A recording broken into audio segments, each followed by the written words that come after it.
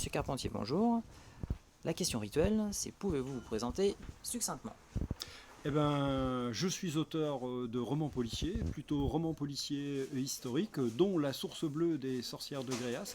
Et j'habite dans un petit village accroché à la colline à côté de Marseille. C'est succinct ça, non? Oui, c'est parfait. Super. Alors, est-ce que vous pouvez nous présenter vos différents ouvrages? Eh ben, je vais déjà vous présenter mon petit dernier, La Source Bleue, dont le titre complet est La Source Bleue des Sorcières de Gréasque. Il est paru à la rentrée littéraire, à la toute fin du mois d'août, aux éditions Melmac, dirigées par monsieur Patrick Coulon, à Marseille. Nous sommes à la fin du mois de mai 2020. Et Anna Boyer, c'est elle, qui est commandante de gendarmerie à la section de recherche de Marseille, reçoit un coup de fil. On vient de retrouver une femme assassinée en forêt.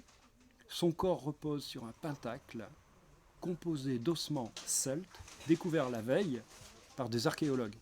Et là, Anna Boyer débarque au fond de la forêt, au milieu d'un projet immobilier immense, avec des sorcières, des celtes. Elle va devoir dénouer une intrigue qui, au départ, peut paraître complexe.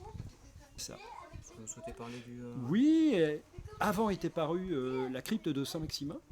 Donc la crypte de Saint-Maximin est toujours un roman policier sur fond d'histoire provençale, histoire et légende de Provence. Là, on est dans l'histoire.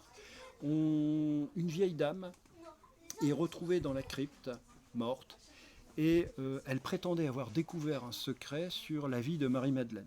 L'enquêteur, lui, arrive du SRPJ de Marseille. Il était encore au 36 quai des Orfèvres un mois avant. Il ne connaît pas trop la région. Et il va devoir comprendre qu'est-ce que cette histoire de Marie-Madeleine vient faire dans une enquête, dans une intrigue policière contemporaine de nos jours, parce que les romans se déroulent de nos jours. Voilà. Et là, moi, je vous entraîne sur la piste de Marie-Madeleine.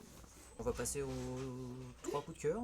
Oui, bien sûr. Alors, j'ai sélectionné dans la librairie L'Opaïs Le Silence des Pères. Alors, Le Silence des Pères, c'est un livre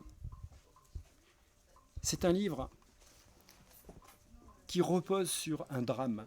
Un jeune homme est à la recherche de ce père qu'il n'a jamais eu et qu'il ne connaît pas. Et c'est une quête de soi. C'est un beau livre, un livre qui raconte l'histoire d'un jeune homme qui va devoir se construire sans ce repère, le jeu de mots n'est pas terrible, qu'est le père. Alors ça, vraiment, c'est émotion, c'est un petit coup de cœur, littérature pure. Après, je voudrais vous parler d'un roman policier d'un de mes camarades, Jean-Michel Lecoq. Voilà, ça s'appelle Le Squelette de Rimbaud. Alors j'ai adoré pour deux raisons. D'abord parce que c'est Jean-Michel, je salue Jean-Michel, très bon auteur de polar. Il habite dans le Var aussi, je vous le conseille. Et j'ai vu que ses livres étaient un petit peu partout ici dans la librairie L'Opaïs. N'hésitez pas. Et la deuxième raison, c'est Rimbaud. Je suis complètement passionné de Rimbaud.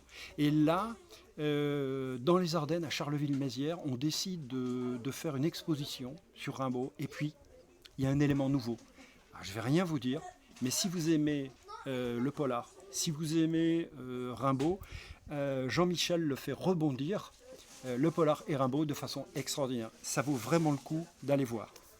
Et puis après, mon troisième coup de cœur, c'est un classique de Luis Sepulveda, Le vieux qui lisait des romans d'amour. On parle beaucoup d'écologie. Il y a des gens qui font des grands discours sur l'écologie, l'amour des animaux, ceci, cela. Lisez ce petit livre, c'est fabuleux. Ça se passe en Colombie, au fond de la forêt équatoriale. Et des corps sont retrouvés attaqués par une ocelote. C'est la femelle de l'Oslo. Et celui qui va devoir aller la chasser, la tuer, s'il y arrive, va aller à la rencontre de cette nature qu'il aime, qu'il adore. Et, petite originalité, il rencontre un personnage extraordinaire dans le roman, qui est un vieux, et qui vous explique, et moi j'écris des romans policiers, et qui vous explique que seuls valent dans la littérature les romans d'amour. Ben moi il m'a convaincu, je vais continuer à faire du polar, mais moi il m'a convaincu. Franchement, Sepulveda qui nous a quittés, je crois, l'année dernière, était un auteur argentin extraordinaire, je vous le conseille. Le vieux qui lisait des romans d'amour, c'est énorme. Avec Le Squelette de Rimbaud, Le silence des pères, et puis surtout, n'oubliez pas de prendre aussi la source bleue. Bah, comme ça, on finit en beauté. Ah bah voilà, Merci, monsieur Carpentier. bah, avec plaisir.